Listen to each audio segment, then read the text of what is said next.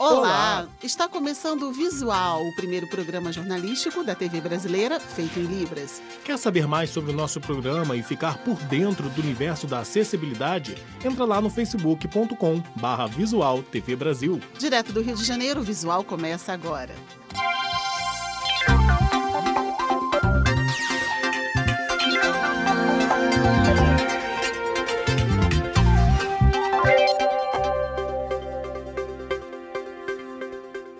Quatro em cada 10 domicílios brasileiros não têm acesso à internet. O dado é do IBGE. E segundo especialistas, os valores altos e a falta de políticas públicas que ampliem a conexão são os principais problemas. No térreo do centro administrativo, o telecentro, que oferece internet de graça, chega a receber 1.000 pessoas por mês. E a procura está crescendo. Aumentou, porque fiquei sabendo que outros telecentros que também fecharam. Então, aí o pessoal começa a procurar aqui onde tem, né? Parece que a internet está presente em todos os lugares, mas não é bem assim. Segundo o IBGE, em 38% das residências do Rio Grande do Sul não há acesso à internet. As razões são várias, mas a principal delas tem a ver com a renda. Segundo a pesquisa, quanto menos renda, maior a dificuldade de conexão. Em domicílios onde a renda é de até R$ 240 per capita, só 30% tem internet. É o caso do André. Tem que juntar 2, 3 anos de Bolsa Família para mim comprar um computador. Este especialista em mídias digitais diz que os governos têm a obrigação de facilitar o acesso à internet para as populações de baixa renda. As pessoas que não têm acesso à internet, não têm acesso à internet em casa, hoje são cidadãos tratados como cidadãos de segunda categoria. Óbvio que um cidadão que mora numa favela de baixa renda ou desempregado não tem as mesmas condições que um cidadão que tem um escritório na Avenida Paulista. Hoje no Brasil os dois pagam o mesmo preço pela internet. Ele também cobra a execução do Plano Nacional de Banda Larga, cujo objetivo é levar a internet para 95% dos brasileiros. A internet nas escolas e um Plano Nacional de Banda Larga com políticas públicas que resolvam tratar essas desigualdades como uma política pública se faz necessário no Brasil. Terminam hoje as inscrições para o Exame Nacional do Ensino Médio, o Enem. O site para inscrição é mec.gov.br. E o prazo para o pagamento da taxa de inscrição de R$ 82 vai até o dia 24 de maio. Fique atento.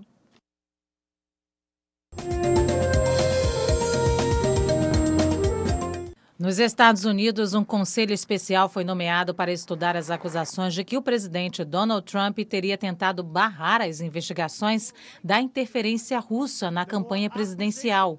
Quem vai liderar as investigações é Robert Mueller, antigo chefe do FBI, que foi sucedido por James Comey, demitido por Trump na semana passada. Mueller foi nomeado pelo Departamento de Justiça, que defendeu que a investigação seja comandada por um nome de fora do governo para evitar a pressão política. Trump nega ter interferido em qualquer trabalho da polícia, mas congressistas democratas afirmam que ninguém está acima da lei, nem mesmo o presidente, e defendem o impeachment. O novo presidente francês, Emmanuel Macron, tomou posse no início desta semana em clima de festividade em Paris. No discurso, o presidente afirmou que fará um governo de reconciliação nacional após a divisão política do país durante as eleições em que venceu a candidata de extrema-direita, Marine Le Pen. Ele indicou o conservador Édouard Philippe, de 46 anos, como o novo primeiro-ministro. Ele é o atual prefeito da cidade de Le Havre, no norte da França. A Organização Mundial da Saúde ligou o alerta oficial para um novo surto de ebola na República Democrática do Congo. O país da África Central confirmou que desde o final de abril, pelo menos uma pessoa morreu com o vírus. Outras 2 mortes estão sendo investigadas. O último surto de ebola na República Democrática do Congo foi em 2014, quando 49 pessoas morreram. A epidemia de ebola, no mesmo ano, matou cerca de 11.000 pessoas em toda a África. A Mesa do Bar é lugar de falar sobre ciência. Um festival que acontece em 22 cidades brasileiras garante que sim, hein?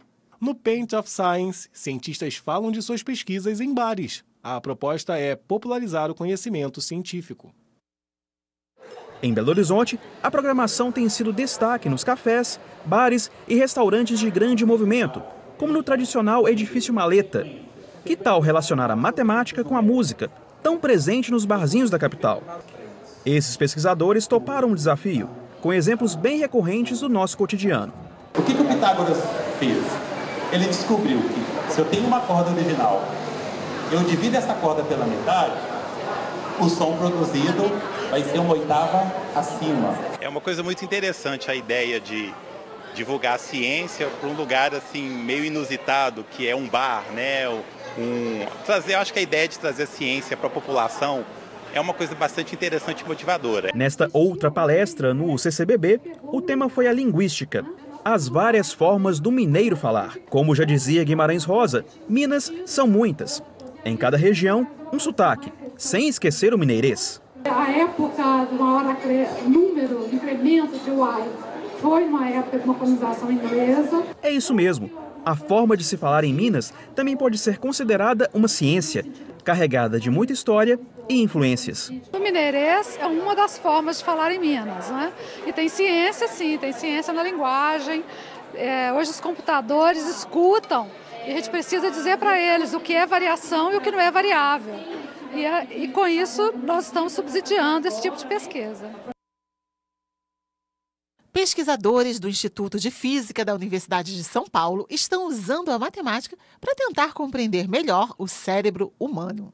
O estudo é uma parceria com outros centros de pesquisa e pode ajudar a resolver problemas de saúde, como o mal de Parkinson. Apesar dos avanços da ciência, o cérebro humano ainda é um universo misterioso e desconhecido. São essas conexões que nos permitem andar, fazer esportes, comer e usar o celular ao mesmo tempo, expressar sentimentos, entender diversas linguagens, armazenar conhecimento. 100 bilhões de neurônios trabalham para isso. Qualquer problema no caminho pode resultar em doenças como Parkinson, epilepsia, Alzheimer. Muitas vezes o caminho escolhido já não serve mais. A porta, por exemplo, que a gente precisa entrar está trancada. Quando isso acontece, naturalmente a gente caminha em outra direção. E é justamente isso que acontece dentro do nosso cérebro. Ele é capaz de mudar a direção das ligações quando encontra algum problema. E é essa capacidade de adaptação que está sendo estudada. É a chamada plasticidade sináptica do cérebro. O conceito é estudado por este grupo de físicos da Universidade de São Paulo. Eles desenvolvem, junto a outros grupos de dentro e fora do país, um projeto ambicioso, um modelo matemático que simula um tipo específico de atividade nos neurônios, o chamado sincronismo. Todos os neurônios começam a ter um pulso junto, começam a disparar conjuntamente, ao mesmo tempo, igualmente. Mas tem alguns casos que estão associados com algumas desordens, né, como Parkinson, por exemplo, como ataques epilépticos. E a gente busca, né, nos nossos modelos teóricos, entender como isso acontece, como isso ocorre no cérebro, por que isso ocorre, e também alguns métodos para tentar suprimir esse comportamento. Se os pesquisadores conseguirem entender como a sincronia funciona e de que forma pode ser influenciada, será possível pensar em tratamentos que aproveitem a plasticidade do cérebro para encontrar novos caminhos. Vamos supor, eu quebrei o braço hoje. E aí eu não posso mais movimentar esse braço, tem que ficar lá com ele parado um pouco. Eu começo a mover o outro. E algumas coisas que eu não fazia com ele antes, eu começo a treinar.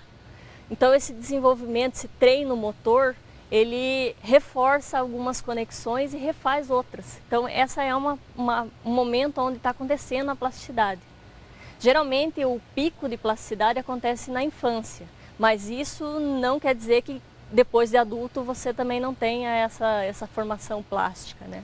Esse é um dos assuntos mais importantes da ciência, mas o caminho é longo e deve levar vários anos para que um dia o modelo construído no computador por esses físicos sirva de base para a medicina desenvolver tratamentos. No Rio de Janeiro, uma exposição conta a história do estado por meio da arte e cultura de tribos indígenas. Elas habitavam a região antes da chegada dos portugueses.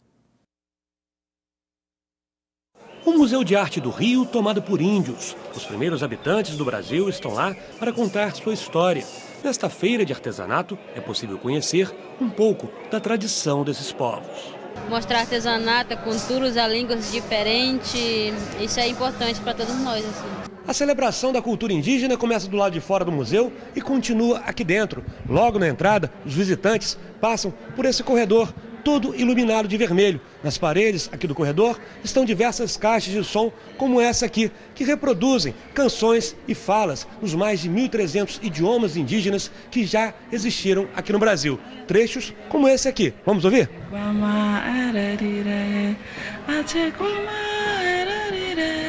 Depois do corredor, é hora de conhecer a exposição de Aguataporã.